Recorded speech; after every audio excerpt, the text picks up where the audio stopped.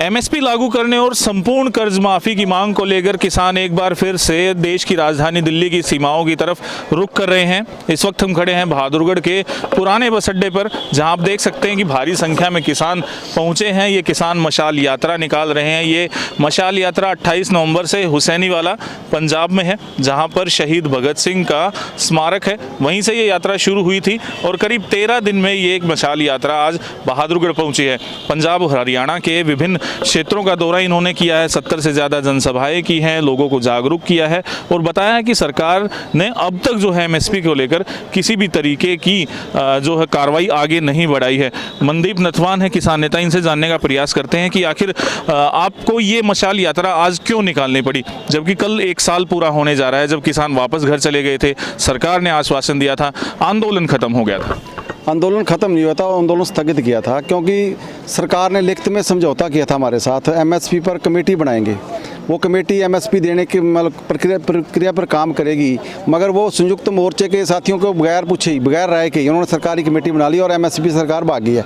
और 2020 बिजली एक्ट को ये लिखित में दिया था, हम इस कानून को लेके नहीं आएंगे, मगर दोबारा फिर वो 2022 बिजली कानून लेके आ रहे हैं।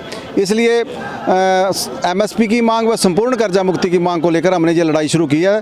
13 दिन हम लगातार हरियाणा के विभिन्न गांवों से होते हुए, जिलों से होते हुए आज टिकरी बॉर्डर की तरफ कूच करेंगे। ये मशाल यात्रा भगत सिंह राजगुरु सुखदेव के का जो शहीदी स्मारक है वहाँ से शुरू की है और हम ये मशाल लोगों को लड़ने का जज्बा पैदा कर रही है। भगत सिंह में जैसे भगत सिंह ने देश के लिए कुर्बानी की थी, वो कुर्बानी का जज्बा लोगों में आए, इसी मंतव्य के साथ हम ये लेके निकले थे। 170 से ज़्यादा हमने हरियाणा के अंदर सभाएँ की है और एमएसपी पर और संपूर्ण कर्जा मुक्ति की मांग को लेकर आज एक बड़ा ऐलान करेंगे, क्योंकि एमएसपी बहुत ज़रूरी है किसान के लिए। सरकार एमएसपी नहीं दे रही, किसान की लूट हो रही है और कर्ज है जो सरकार की नीति के कारण कर्ज सरकार के नीति के कारण किसान पर कर्ज चढ़ा है। किसानों और मजदूरों का कर्ज भी माफ़ हो, यदि बड़ी कंपनियों का कर्जा छोड़ सकते हैं तो कमाने वाले वर्ग का भी कर्जा छोड़े। ये बड़ी लड़ाई आज टिकरी बॉर्डर से हम इसका ऐलान करेंगे। पगड़ी संभाल जट्टा किसान संघर्ष समिति हरियाणा के नेतृत्व में ये मशाल लगातार चलती हुई आज 13 दिन के बाद टिकरी बॉर्डर की तरफ आगे बढ़ रही है।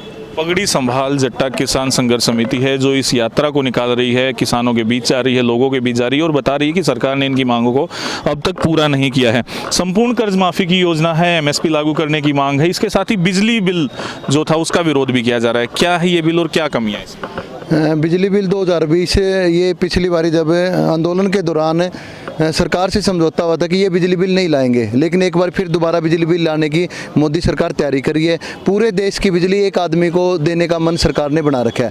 स्मार्ट मीटर लगाने की सरकार की योजना है कि मीटर रिचार्ज होंगे जिस तरह फ़ोन रिचार्ज होते थे और रात को 12 बजे अगर आपका रिचार्ज खत्म तो आपके घर की बिजली गुल, चाहे फिर आपके बच्चों को मच्छर खाए या फिर आपके बच्चों को गर्मी लगे। इस बिजली बिल के खिलाफ भी सरकार ये बिजली बिल न लाए। हमने ये यात्रा जो शहीद भगत सिंह राजगुरु सुखदेव जी से उनका शरीर जो उनका खून जिस मिट्टी से मिला, हमने ये यात्रा वहाँ से शुरू की है। आज दिल्ली जाने का क्या कार्यक्रम रहेगा? क्या दिल्ली जा रहे हैं या सिर्फ बॉर्डर से घरों की तरफ वापसी? देखिए, दिल्ली हमारी राजधानी है, दिल्ली में जा सकते हैं। दिल्ली कोई पाकिस्तान का हिस्सा थोड़ी है। यदि दिल्ली में हमें जाने के लिए सरकार रोक रही है तो ये सरकार की नालायकी है। हम इसी देश के नागरिक हैं। ये भगत सिंह की समाधि स्थल से मशाल आई है जिसने कुर्बानी की है। जिस कुर्सी पर मोदी साहब बैठे हैं, इस राज को लाने के लिए, इस आज़ादी को लाने के लिए भगत सिंह और का खून लगा हुआ है। उसकी समाधि से मशाल चल के आई है। दिल्ली चले जाएगी, कोई गलत बात थोड़ा होगी। आप लोगों ने 1 साल तक आंदोलन किया, ये वही किसान हैं जो ट्रैक्टर ट्रॉलियों में सवार होकर आए थे, देश की राजधानी दिल्ली की सीमा पर डटे रहे, उन ट्रॉलियों को ही अपना घर बनाया और 1 साल तक पूरी तरह से घर बार छोड़कर सड़कों पर, सड़क मोर्चे पर डटे रहे।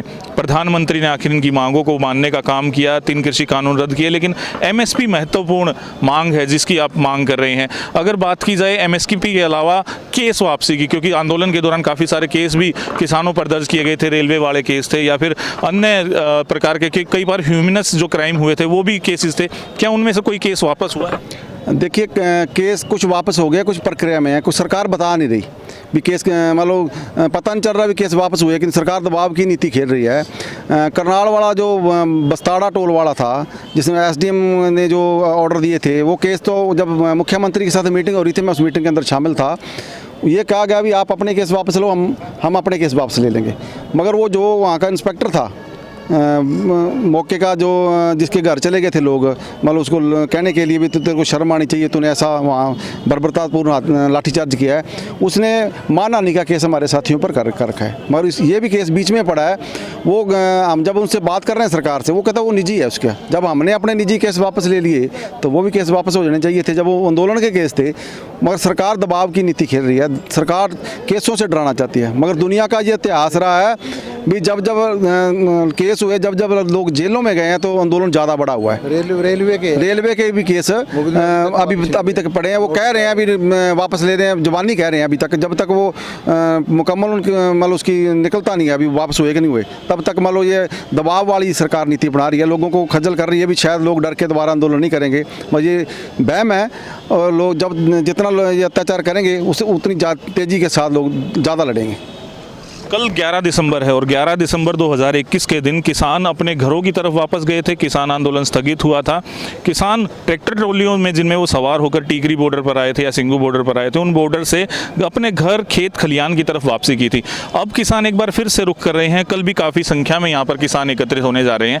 तो क्या रणनीति रहेगी आगे की? कैसे आंदोलन चलेगा? कैसे MSP माफ़ करवाएंगे? MSP संयुक्त मोर्चा को तकड़ा करेंगे। संयुक्त मोर्चा सरकार के लिए चुनौती बना हुआ है। मोर्चे को तोड़ने के लिए सरकार ने कुछ बंदे फिट कर रखे थे, मोर्चे के खिलाफ प्रचार करो। देखो जी, ये आंदोलन अब दोबारा से नहीं होगा।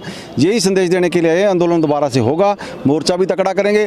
MSP पर संपूर्ण कर्जा मुक्ति की मांग पर हरियाणा सबसे मोर्ली कतारों पर लड़ेगा।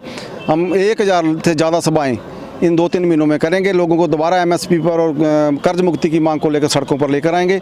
सरकार को कर्ज से मुक्ति भी देनी पड़ेगी और MSP गारंटी कानून भी देना पड़ेगा। इतनी बड़ी लड़ाई बनाएंगे। जिस तरह से सड़क मोर्चे पर आंदोलन लड़ा गया था, 3 कृषि कानून वापस करवाए, क्या ये आंदोलन भी सड़क मोर्चे पर लड़ने वाला? देखिए, परिस्थितियाँ अलग अलग होती। 2024 आ रहा है। 2024 तक आते आते जितनी ये राज करने वाली पार्टियाँ हैं, जिसने सत्ता प्राप्त करनी है, सत्ता पक्ष की पार्टियाँ हैं, वो किसान की बोली बोलेंगी। आप ये बात मेरी नोट कर लेना।